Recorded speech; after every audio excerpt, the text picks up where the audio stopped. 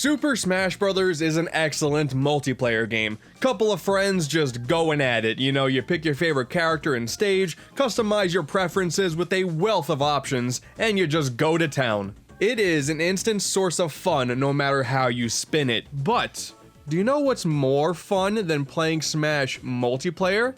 Playing Smash single player.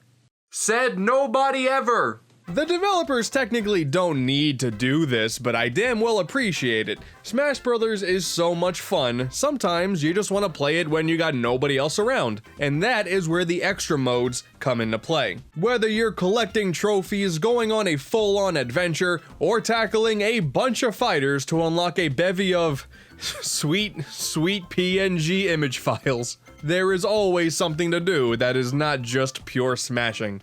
We're gonna run through all 6 Smash Bros. Games today, and by looking throughout the entire history, we are going to see that the development team really takes a lot of creative liberties in the definition of the word classic.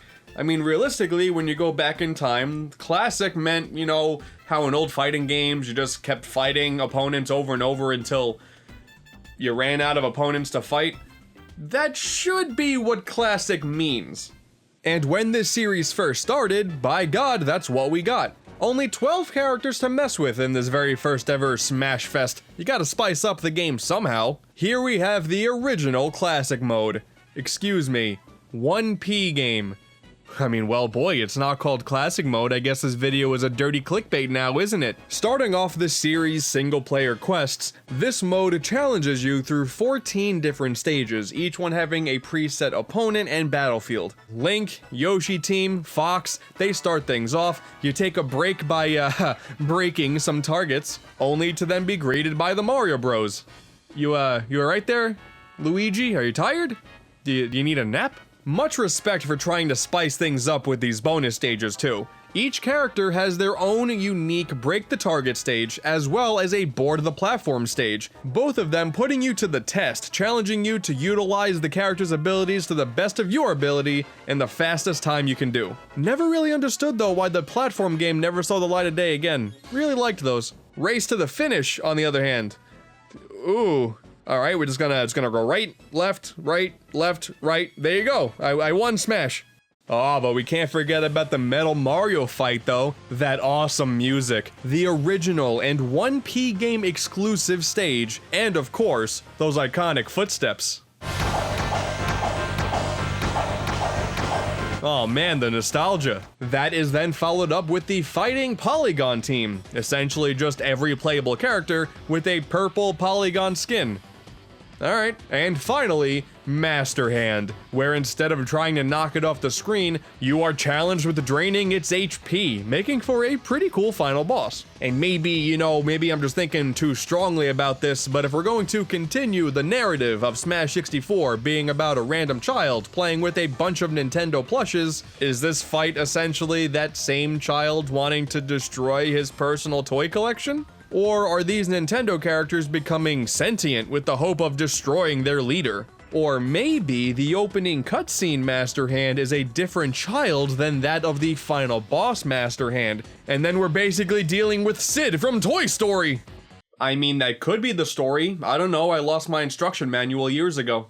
Smash 64's single player is nothing special, but it really didn't need to be. It gave players a way to experience this brand new franchise without always having someone around to play with you. And it does accomplish that with how little there is to work with. But then we move on to the sequel. Everyone's favorite, right? Super Smash Bros. So on the surface, we're basically looking at the same thing here. However, there is one big difference. The opponents that you fight this time around are totally random. Instead, each stage has a preset battle type that is then filled in with a random opponent. So like, you always start out with a 1v1, then a 2v2, eventually there's a giant battle and a metal battle. Break the Targets returns in the form of Target Test, still providing unique challenges for each character, which is still awesome. There's this pretty nifty trophy snagging bonus game, always enjoyed that one. And Race to the Finish is back, but with actual level design. Wow, changing up how the battles were presented was really for the best, with a bigger roster and adventure mode already establishing a, well, adventure. Ensuring that we don't fight the same characters each time is much appreciated.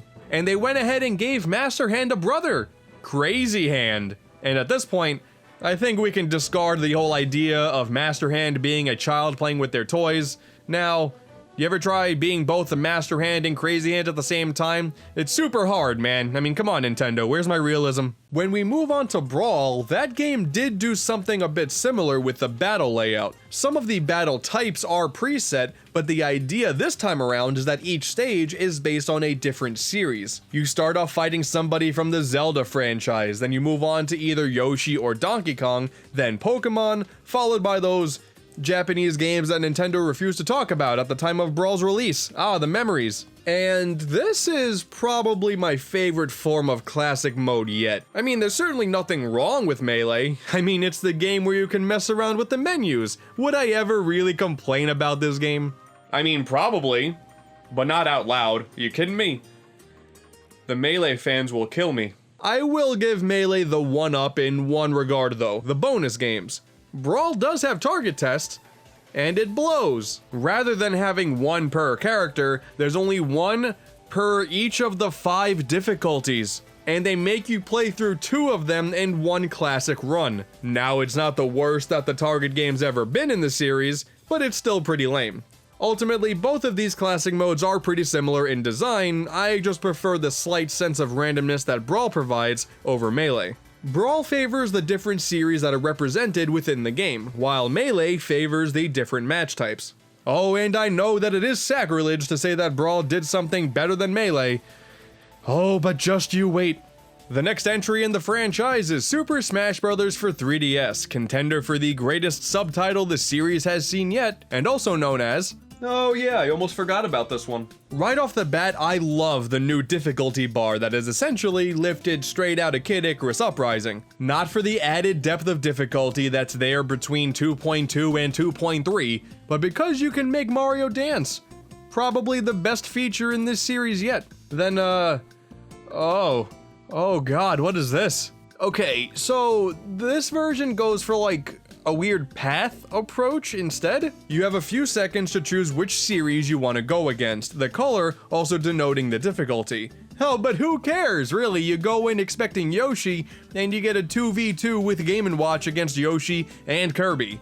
Okay, sure. I love not knowing what I'm getting into before starting. Honestly, that's about as much as I can say on this one. You do that little path thing a few times, and then that's it. There's no bonus games, just a bunch of random fights. It's also kind of weird that despite having the difficulty bar at the start, you can still choose the difficulty on the fly. Okay, so one round I'll choose hard, and then despite not knowing what I'll fight against next, I'll still choose easy, I guess?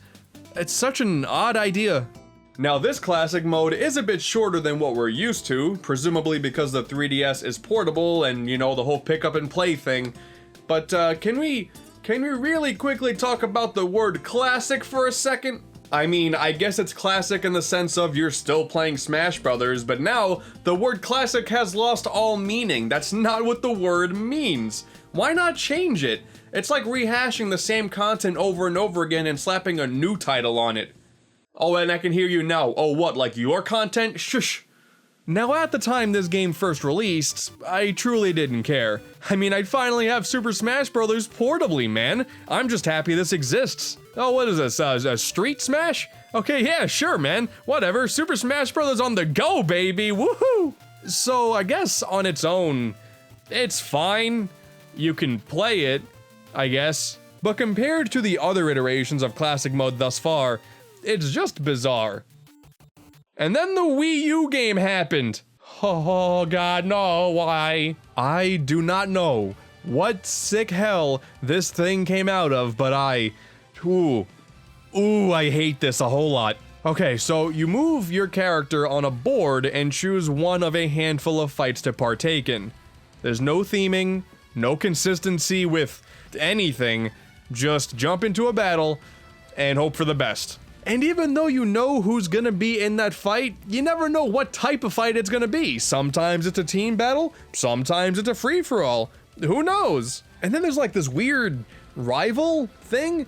So you get a random rival that can stick around the board for the first 3 fights. And if you ignore it, the game tells you that they then get stronger for when you do eventually fight them. But what does it mean to get stronger if you have no idea how strong they were in the first place? Oh, what's that? You were planning your route to avoid fights over 4 people? Oh, no worries about that. The setups reset every match and you're basically guaranteed to do at least 1 fight with more than 4 or 5 characters. How exciting! And the craziest part of all of this is it doesn't even matter which battle you choose. Sometimes an intruder will come in and replace one of the characters you think you're gonna fight. Oh god, this is so bad! Oh my god! Oh man, this mode blows. No matter what you do here, you're gonna get into battles where you're in over your head. And the 3DS version does have this too, but boy, remember when they thought Master Core was a good thing? In a mode where they force you to have 2 lives, maximum? Alright, okay, so it's Master Hand and Crazy Hand. Okay, cool. And then a giant body. And then a beast. And then swords. And then a clone of yourself. And then a massive fortress to explore. Are you kidding me? Now granted, when I play these modes, I typically go for the hardest difficulty possible. But this doesn't feel like a genuine challenge, it just feels like you're being punished for lasting through all of the crap that they just put you through. If anything, I'm thrilled to get to this final fight and then lose my stocks so I can get bumped down in difficulty and then not have to do the Master Fortress. Oh, but thankfully when you do all of that, there's like an orb that you get to beat up. That's worth the trouble. I played so much Smash on 3DS and Wii U in local multiplayer after the games launched, that I guess I really just didn't care what the extra modes had to offer. Which I don't think is fair. These modes were put into the games for a reason. They deserve to be criticized and judged, and if no one does that, they really have no incentive to make them better. And despite seeming like no one was really talking about how bad Classic Mode was, they went ahead and made it better anyway. Okay, so you thought each character having unique target test levels was cool? What about entirely unique Classic Mode runs for over 70 characters? And not only that, each one has a quirky little theme that is so much fun realizing exactly what they were aiming for. Like Luigi goes up against a bunch of creepy characters, ending off with a fight against Dracula. Dr. Mario is all about facing off against red, blue, and yellow characters based off of the 3 viruses. Ryu has nothing but one-on-one fights in simple stages against characters that are influenced from Street Fighter 2. Look at that, green Donkey Kong, that's Blanca. Okay, that's really neat. Dude, the Mega Man one. Oh, the final battle here is against Dr. Mario, followed by Mewtwo. Just like how in Mega Man 2, Dr. Wily became an alien. That is awesome. Donkey Kong's is really cool too. This one tells a story. He starts off in a jungle, then he hops aboard a plane to go through a bunch of cities, culminating in a visit to New Donk City. The real subtle ones are some of my favorites. Shulk's is all about each opponent representing one of the Monado arts that he can use with his sword, ending off with a fight against Mega Man, who is a robot, and fighting robots is a major part of his Source game's plot. And then there's Marks! Dude, what? Alright, Rathalos from Monster Hunter, sure. Oh, Ganon, it's the fight from Ocarina of Time, that's really neat. But the pure face of fear and destruction itself, Marks? Hell yeah, dude. I could really go on here. I had nothing but fun going through each and every one of these Classic Mode runs. Although, it's not perfect. A few of the pathways that you go down are nothing but pure creativity from start to finish, which makes it really baffling that so many of them end off with a Master Hand fight on Final Destination. Why? They created a bunch of unique boss fights, and some of these just end off with a normal character encounter. Why did so many of these characters end up defaulting with a basic Master Hand fight? There's no way. I could easily come up with a unique final boss for like every one of these characters. Why couldn't the development team do it? The race to the finish mode this time around really sucks too. It's the same layout every single time, and for 70 plus characters. Oh my goodness, it got to a point where I just stopped caring. As a whole though, this classic mode is the best it's ever been, and it is crazy to me that more people aren't raving about it. Now yes, Ultimate probably is the best that Super Smash Bros. Has ever felt, and there are all of those spirits, which is a ton of fan service, but realistically, that same level of attention to detail is in this mode as well, and it is fantastic. I know so many people out there are really just into Super Smash Bros. For the multiplayer, but if you haven't yet, I highly recommend checking out, hell, all of these characters out in this mode. Each of these runs is also like less than 10 minutes now too, making them much easier to digest, and the difficulty is presented in a much cooler way than ever before. See, the max level that you can choose from the start is about halfway up the chart, but if you do really well in your fights, you keep going up the ladder. It got to a point where if you can end off with a 9-9, it feels really satisfying. It's also pretty exciting to me that the DLC characters do come with their own brand new classic mode run as well. It's not much, but the newly released Piranha Plant is all about fighting just the characters that are new to Smash Ultimate. Sure, that one may not be that big of a deal, but it's still neat. And I get it, we're all playing Super Smash Bros. Ultimate right now and having a blast. But believe it or not, the series was never all about the multiplayer. In my opinion, it is important to look at how this franchise has evolved with each entry, and that's more than just let's put people on a stage and fight. Classic mode is one of the few constants that is featured in all 6 games, and I find it pretty fascinating how they changed things up each time. And how they got away with thinking the Wii U version was good. Super Smash Bros. Ultimate gets a whole lot of praise, and a lot of it is well deserved. Classic mode, once again, it's the best it's ever been, but let's not forget what we lost to get to where we are today. Home run contest, target test, a proper all-star mode, collectible trophies, I really miss those. Okay, I told myself I wouldn't cry. Rest in peace, Coin Smash.